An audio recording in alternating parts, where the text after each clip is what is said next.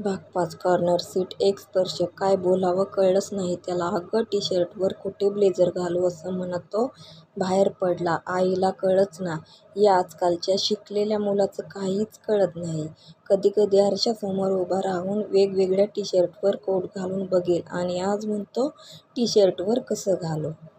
घरातून निघताना आशुतोषला 9:30 झालेले.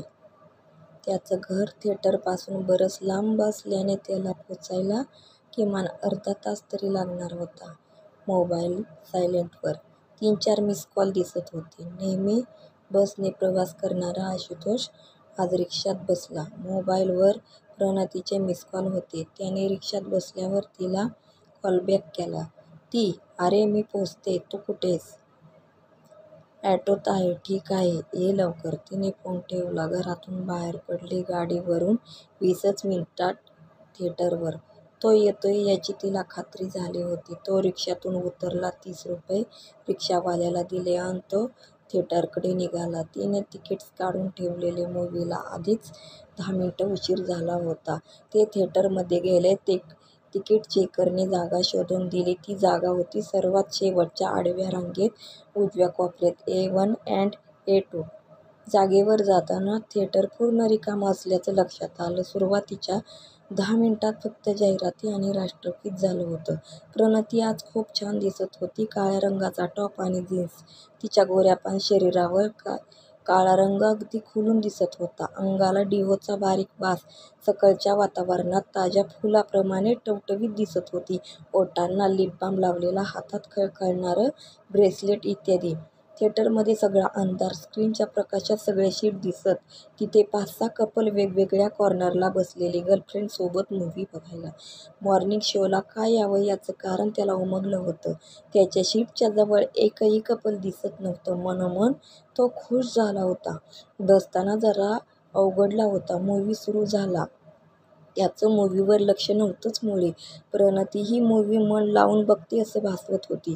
आशुतोष तिच्याकडे चोरून चोरून पाहत. ती मूव्हीतल्या सिच्युएशनप्रमाणे रिॲक्ट होत. याचा अर्थ ती खूप मन लावून मूव्ही बघत असावी असं त्याला वाटे. जर मूव्ही बघायचा होता तर कॉर्नर सीटचा खर्च का केला असेल हिने? नाही, कदाचित कॉर्नर सीटवर का बसतात याची कल्पना नसेल तिला.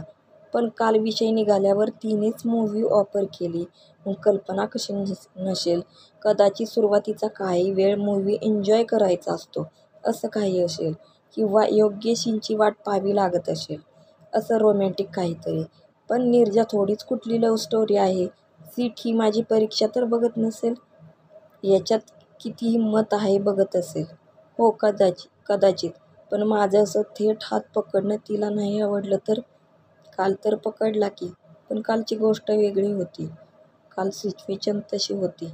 पण आज जर गप्प बसलो तर ही व्हॉट्सअपवर खूप ऐकवणूक करेल मला. असो, थोडा वेळ थांबू. काही वेगळा पर्याय सुचतोय का बघूया. असे बरेच प्रश्न त्याच्या मनात रेंगाळत होते. तो शांत होऊन सीटला मागे टेकून अगदी निवांत बसला. प्रणती त्याच्या उजव्या बाजूला बसलेली.